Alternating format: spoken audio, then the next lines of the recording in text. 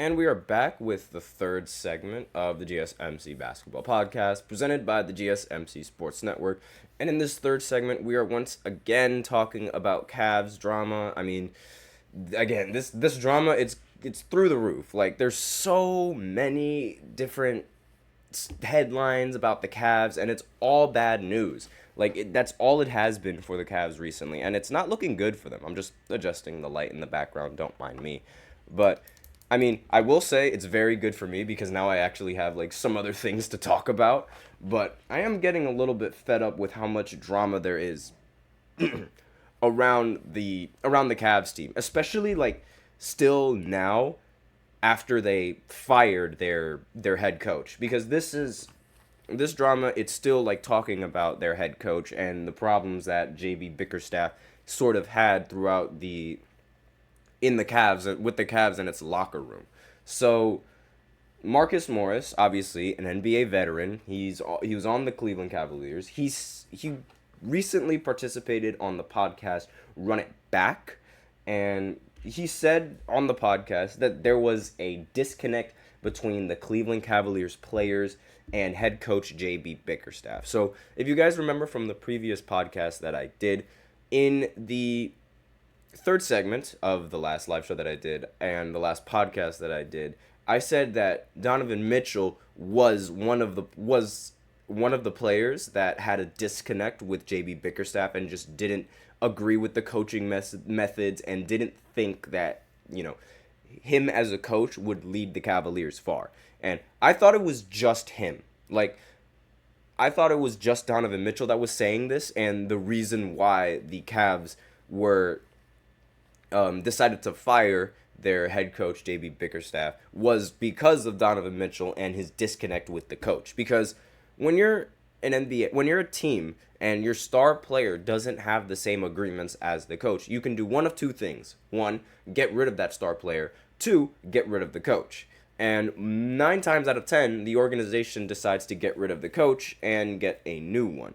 Now, I can't really give you the exact number of how many times it's worked out for them, but at the end of the day, I thought that this decision was literally just Donovan Mitchell, influenced by Donovan Mitchell, but I was wrong, and we have more confirmation that it's not just him that believed that JB Bickerstaff was an incompetent coach. So, Morris, he joined the Cavs in March. He appeared in 12 games during the regular season and 9 games in the postseason. And as I said before on the podcast, Bickerstaff went 170 to 59 in the excuse me, in the regular season, and 6 out of 11 in the postseason. He only won 6 games in the postseason, so unfortunate for him. And again, he lost to Boston in the second round of the playoffs this year in 5 games. So according to the NBA reporter Jason Lloyd, the Cavaliers star, like Donovan, he was aggravated with Bickerstaff's tactics and strategies. And the quote is, yes, Donovan Mitchell was one of those aggravated by some of Bickerstaff's tactics and strategies. Lloyd wrote, he wasn't alone, but a locker room follows its star. If Mitchell had Bickerstaff's back, everyone else would fall in line. When he didn't, the others fell into that line too. So it would seem that, again, it's still influenced by Donovan Mitchell and his opinions towards the coach. It's sort of like the mentality of just follow the leader, if that makes sense, which is a little bit, it makes total sense, because if your best player on your team isn't happy with the coach, then you're going to agree with your best player. But at the same time, I feel like people could have thoughts for themselves without seeming to follow like a bandwagon. And I'm very surprised that he says that it's because of Mitchell, where Morris is saying that it's not just Mitchell, it was everybody in the locker room that had a problem. And another quote here is, I heard complaints that Bickerstaff was too hands-on, that he wanted to be in control of everything at practices and shoot-arounds. Players grumbled about playing time, either too much or too little. And hold on a second, too much? The players are complaining about too much playing time? Really? I'm sorry, but in my opinion, with that mentality, you're not going to win anything, no matter what coach you have. the way that this league has turned out, it's turned out so soft to me. I mean, if this was 2010 or like in 2000, you'd have players begging to be in the game off. Like if this was Kobe, you'd have him begging to be in the game for 48 minutes straight, and him being on the bench is just agony. And now we have people complaining that they're playing for too long. Are you serious?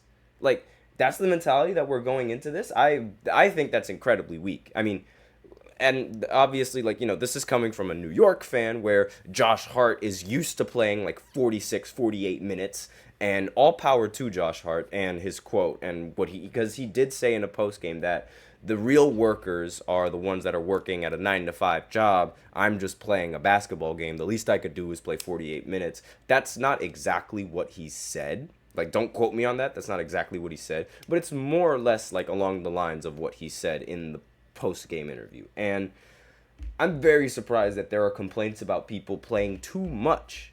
Like, how is it? What? But I digress. So, players grumbled about their playing time, too much or too little. Again, all fairly ordinary and pedantic.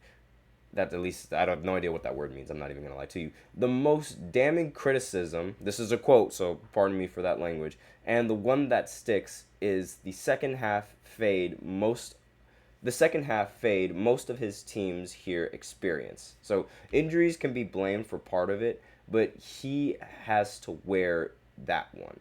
Now, I don't know exactly what he means by that, but I'm assuming he's talking about like the second half collapse that the teams would experience in some of these games where, like, they would go in and it would seem like they're playing really well, but towards the second half they just blow it. And part of it is the fault of the players, and the other part is, of course, the fault of the coach and the methods that he uses. But I'm not going to blame either side, because it's like I have no idea what's going on with this Cavs locker room now, and I also have no idea what coach they're planning on bringing to help them win a championship, because that's the ultimate goal for this Cavs team.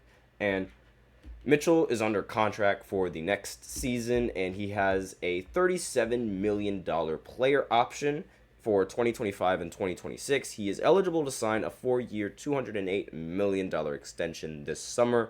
And the Golden State Warriors assistant Kenny Atkinson and the New Orleans Pelicans assistant James Borrego are considered leading candidates to become the next head coach for the Cavs.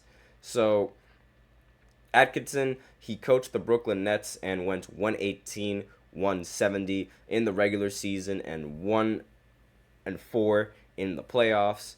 And I mean, all these coaches, they're just the coaches that they have next in line are just as mediocre, if not worse, than the previous coach that they had. I mean, as a Nets fan, and the Atkinson as a coach, no, get him away from me. And meanwhile, Borrego, as a head coach, he was 148-183 with the Magic and the Charlotte Hornets. So, again, like, all of these records, they're not as good or even at, like, on par with JB Bickerstaff's record with the Cavs. But at the same time, you still need, like, a new formula, because if the players aren't happy with the coach, then the players aren't going to play well.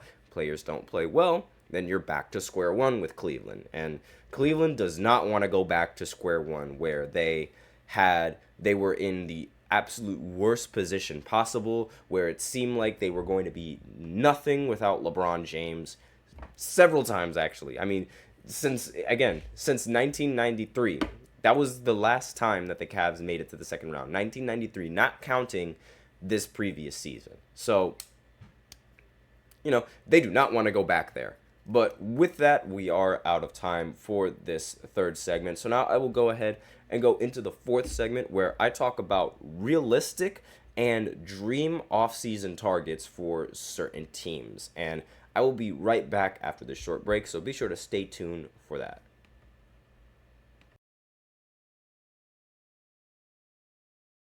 For the best and latest podcasts available anywhere, go to the podcast app on your cell phone and type in GSMC.